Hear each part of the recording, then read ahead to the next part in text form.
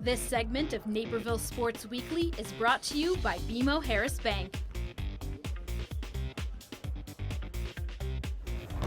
I'm joined by senior captain Jelani McClain of the Naperville North boys basketball team. Thank you for joining me. Thank you for having me. You guys are having an unbelievable season. Where has this success come from? This has come from, in my opinion, just the past tradition, Naperville North Huskies. With Coach Powers always pushing us to our hardest. Our brothers always coming back, like Anthony Rahayim, Baylor Griffin, all those tough guys coming back. It's just we have it from within, I feel like, and we just have a lot of talent this year, I feel like. So I mean, we're just pushing real hard in practice, and we're just seeing how far we can go. You've been a varsity player all 4 years starting, so what's that been like to be starting as a freshman now to your senior year and where this team has gone? It's just, in my opinion, it helps with the experience for me alone, and then it helps the younger guys out as they come along. You know, I'm saying starting out as a freshman, not knowing really what's going on, having to find the way, but Coach Power is always pushing me through. And then as years come, I just kind of learned the feel of a varsity game and seeing bigger guys come through and have finished through contact and, if you will, smaller teams coming through and just being able to take it to them. I think it's really helped me a lot and helped the team this year a lot. You guys have been in 2 championship games in a couple tournaments, so how have you guys been able to take those experiences and transfer them over into the regular season? We kind of learned from the mistakes, I guess, because like I said, the championship games, we wanted to win, obviously, but we weren't able to get it through. So, I mean, we go back to look at film, see what we did wrong, and then we just come out ready to go our next game. One player I want to talk about is Winston Elston. He's come out of nowhere, really, for this year. So, in the backcourt with him, what's that dynamic been like, and what have you seen as far as him growing up in the maturation of his game? As him growing up, I knew he had it in him last year, but by him being a sophomore and all, I don't know if he was going to just bring it out last year. But this year, in the off season, we worked a lot, worked in the summer, and I knew he was going to bring it. So, I mean, it's just been a great experience. I'm glad I'm able to do it with him my last year. Now, again, I'd like to say that this team is a little bit more guard-driven, but we do have a few bigs as well that we'd like to talk about. What's it been like for Mitch Lewis coming through, dealing with all the injuries that he's had to deal with? You got Chris Johnson being a sophomore, also playing on varsity. So, and then E.J. Vaughn as well. What can you talk about what those guys bring to the table? Well, they just bring a lot, in my opinion. With Chris Johnson, I mean, I saw him last year. He was a freshman on the sophomore team, and let's see. He impressed me last year, but by him being a sophomore, I wasn't sure how he's going to do to varsity. And from day one, he just took the show. He just able to finish through contact. He has a lot of post moves. It amazed me, in my opinion.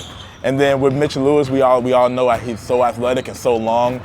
In my opinion, he's a guard, but he's able to play the big man spot and get down there and finish. So that's also a lot of help. And getting him back from the injuries, because we didn't get him fully back to around Christmas time. Along with E.J. Vaughn, he came the season, had an injured in tryouts. But E.J. Type of big man that sprints the floor. So we always see him sprint the floor and outlet passes. He's able to finish too. So it's just great with all 3 of those guys. Pretty much is our only big man. I go down there sometimes, but yeah, those 3 are the main. You have that nice little spin move though that I think we've seen a few times that have worked out. So, yeah. What kind of game would you say that you maybe look at an NBA player and try and mimic that type of game? I would try to say, for me, more of a Draymond Green. About being a bigger body and still somewhat athletic, I'm able to take my defender off the dribble if I can. I've hit a couple threes this year, knocked down a good amount in my opinion. So, I mean, I'm able to penetrate, and we have a lot of scores in this team. So, I mean, I don't have to score every night. I think I want to let the team score a couple times. So, I mean, on the defensive end, just make sure I stay with my man. And if I'm able to penetrate, kick out to my shooters like Winston, Cam, Tyler, I know they're going to be there to knock down the shot. So you just mentioned Tyler, and I was going to get to that. As one of the big three-point shooters on this team, what is that like to have Tyler, knowing that he can hit that three-point shot when you need it? It opens our game tremendously. Just by him being in the corner, the defender either has to stop me, Mitch, Chris Sullivan, Winston, Cam from driving. And if they don't stop us, we're going to score or dump it down to Chris. And if they do stop us, Tyler's there knocking the shot. So, I mean, it opens the floor tremendously. You guys are leading the DVC right now, so that's got to be a top goal for you guys, right, to win the conference? Oh, yeah, it was one of my personal goals from the beginning.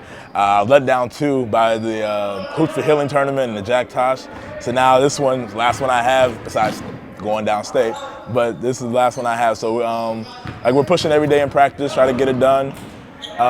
This is my first year. We've been the top of the DVC. I believe last year when we had that short conference, we were always fighting for second. So I mean, right now being the top with 3 games ahead and 4 games left, I mean, and we take it as no room for error. We want to clean the table, rest of the DVC, and come out on top.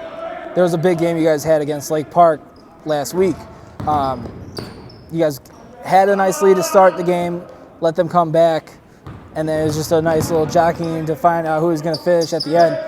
How do you take that experience and what that game meant as far as the conference standings go and finishing out the rest of the season? It's a great experience. It really shows what we're made of, in my opinion. I think we always come out with good leads, but then around end of the first, start of the second, we started losing it. I don't know what happens, started losing it. So then in the second half, for us to fight back from the deficit that Lake Park gave us, and then be able to fight back and win the game, by being a big game in DVC, it just shows a lot of what we're made of, in my opinion, a testament of what we can do in the postseason. One thing I've heard a lot from the guys talking to them after games is this hungry and humble. Can you explain what that is? That's just something Coach Powers started at the beginning of the season. He just tells us to be humble and hungry. We win, we get a nice little winning streak. At one point, I think it was 12 out of our last 13, but we just want to stay humble and still thrive for the victory, you know, be hungry for it. We don't want to get all cocky and start posting stuff on social media. We just want to stay driven and play the game of basketball and get the win. So. You guys also have a pregame shirt. Now, what's the pregame shirt? It has ATL on the back. Can you explain what that is? ATL, it's above the line. Coach got it out of an article, and it's just we just try to be above the line. Doesn't mean better than anybody. It's just mean to be on the right path. You know, don't do anything stupid. Coach Powers' motto is making men of integrity. So I mean, we try to live by all these things. You know, Coach Powers teaches us. So above the line, we have NDE, never die easy. And then making men of integrity. Last year, I think it was Why Not Us, WNU. So it's just a little motto we have to keep back of our head throughout the season. So you guys had a big matchup against Central here where we broadcast that game. It was the Swifty Foundation game, the second time you guys have done that. What was that experience like, and especially the crowd, the atmosphere, every time you guys play your rivals? Well, it's always going to be a big crowd. It's always going to be a good crowd against Central, but it's even better that we do it for that cause, for the Swifty Foundation. And then, I mean, our fans are always there. They're always screaming at it, and their fans are always there. So, I mean, we just come out and play the game. We came out another big lead, I think, but by Central being the team they are, and by being a crosstown game, it's not going to come easy. So, I mean, they fought back, and we were able to win the game by 4. But, I mean, it's a good game, you know? Because, I mean, like I said, the crowd, we all get nervous at first, but then we all come together and was like, we're just playing basketball, you know? So I think it's a big game. I like it. I've always loved it. Now we're getting down to the end of the regular season here, and obviously regional is coming up. You may be in the top 5 for a sectional bid, so what is that going to be like for you guys to see that you're considered one of the top teams going into sectional?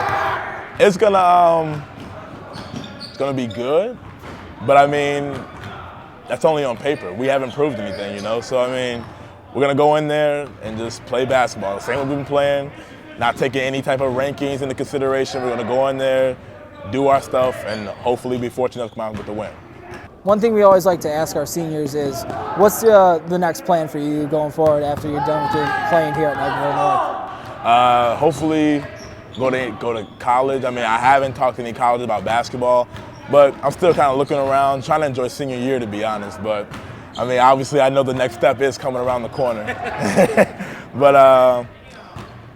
if I play basketball in college, it'd be nice, but definitely try to, first thing first, always education. So go there.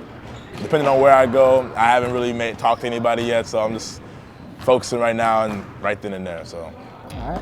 Well, Jelani, I want to thank you for joining us, and good luck in the postseason. Thank you. Thank you for having me.